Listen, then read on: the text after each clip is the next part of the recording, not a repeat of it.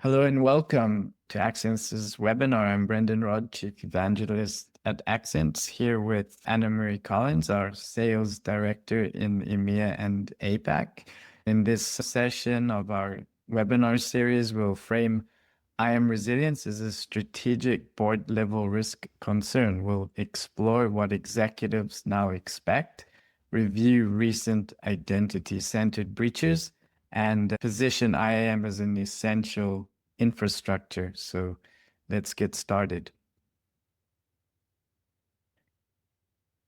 We'll cover why IAM continuity is capturing executive attention, highlight real-world regulatory risks, define IAM as critical infrastructure, and explore resilience KPIs. Then we'll close with how to make a strategic investment argument specifically to your board or upper management. IAM breaches have business impact. These events aren't isolated. MGM lost 100 million over 10 days. Caesars paid 15 million. And most recently, Scattered Spider disrupted Marks and Spencer's for 7 weeks, which saw a 500 million pound market cap drop and a 15 million pound week revenue loss. So identity failures now equate to business failure. IAM also binds cloud applications and services. So lose it and revenue halts. Identity systems are now preferred ransomware targets. Verizon found nearly 38% of breaches stem from stolen credentials. And ENISA calls credential misuse a low-effort, high-reward technique. In identity, resilience is not optional, it's essential. So we're going to also walk you through some of the regulations and accountability, which is now rising. So regulations now enforces identity resilience as a board-level duty, not just an IT issue. DORA mandates tested continuity and recovery drills for financial institutions. And NIS2, which is also a European regulation, explicitly holds executives accountable for cybersecurity and operational resilience failures.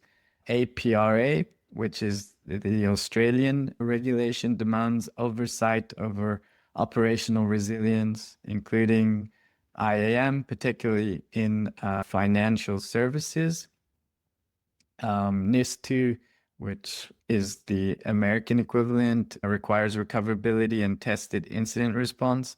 And we'll also elaborate on that further as we get into the other US regulations. SOX, for example, requires auditable change management and traceability.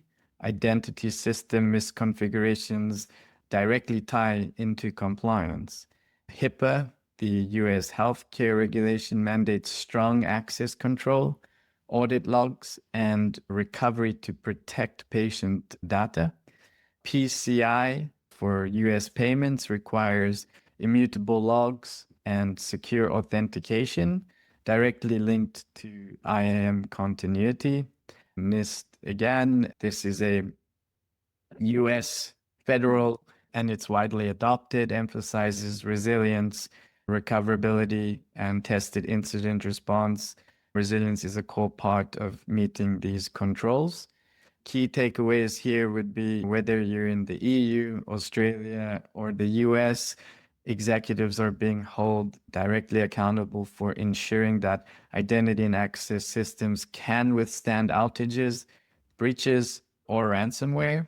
And resilience is no longer a nice to have, it's now becoming a regulatory mandate.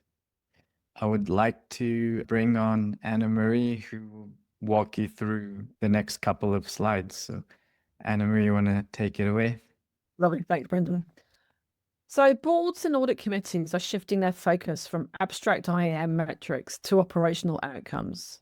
They want to know from you what could bring a business to a halt, and is identity one of those risks? Are we prepared to maintain operations if identity systems go down? Do we regularly test our recovery process, or are we assuming things will work?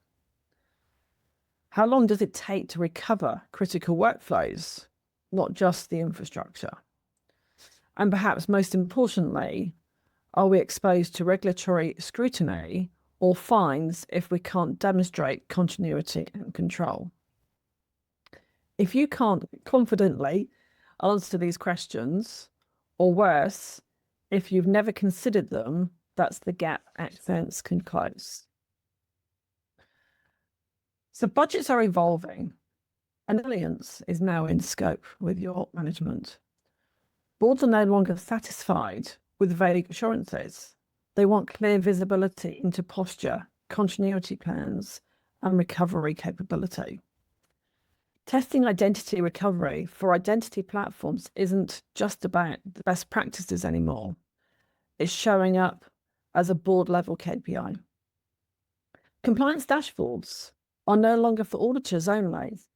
They're used to inform strategic decisions at the leadership level. And with regulatory fines rising, proactive investment in IAM resilience isn't technical safeguard, it's risk mitigation. The data backs this up. EY reports 85% of CEOs now classify cybersecurity as business critical. Gartner says 93% of boards view cyber risk as business risk. Yet 67% admit they don't have proper oversight. That gap is your opportunity to... Next slide.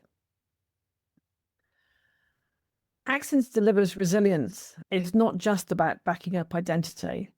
It's about recovering fast, with confidence, and without having to resort to ransom payments or fire drills.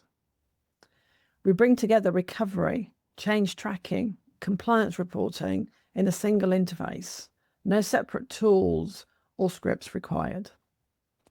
What makes this valuable at the board level is that we convert IT readiness into business KPIs, RTOs, RPOs, testing frequency, posture health, compliance status, all visible and provable.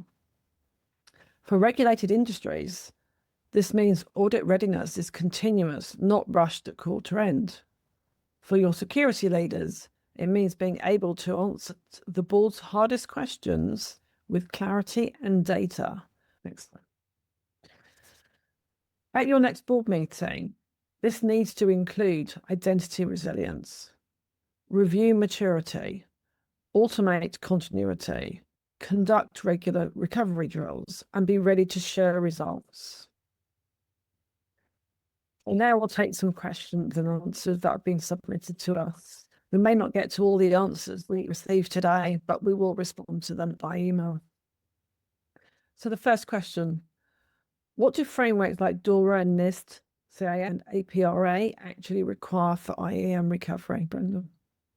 So we did cover some of it, so I'll just double down a little bit again for those who missed it.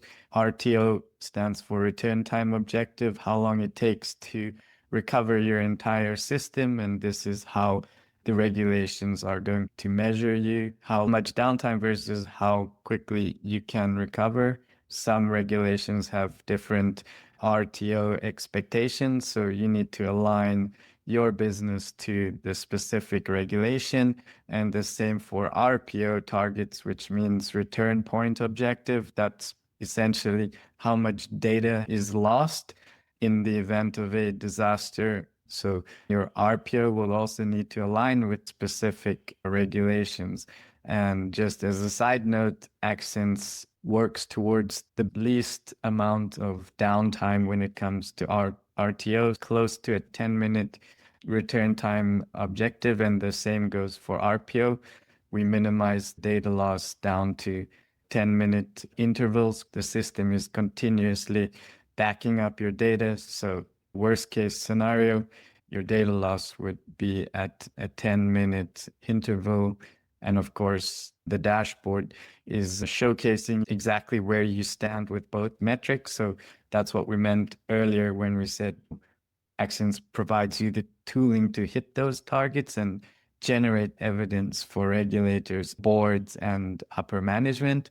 If we will dig a little deeper into the APRA, that's the Australian Prudential Regulation Authority. So they set strict requirements for operational resilience, especially for banks, insurers, and superannuation funds. Identity and access management is part of this because outages or compromises directly affect operational continuity. I recommend you do these exercises and research specifically to the regulations you need to adhere to. How does Acsense prove recoverability to auditors?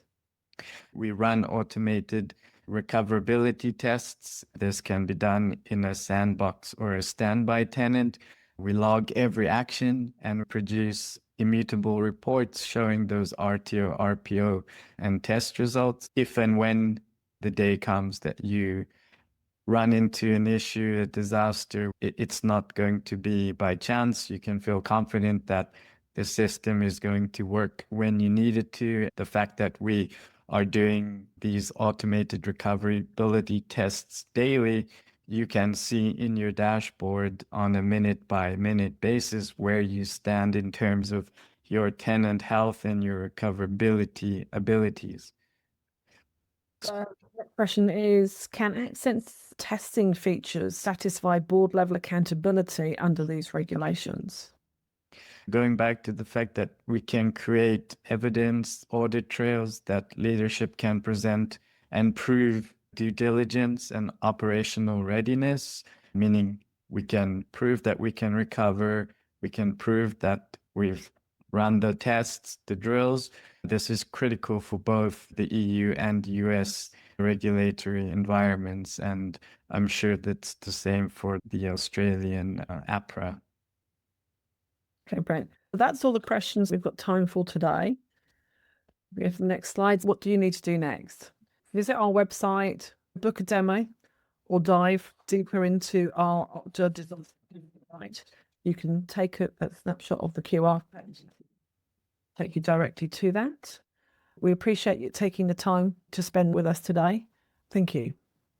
Feel free to reach out to Hannah Marie or visit us at acsense.com. You can fill out our contact us form, or you can schedule a demo directly through our calendar bookings page. Thank you for spending the time with us. We hope to see you again soon.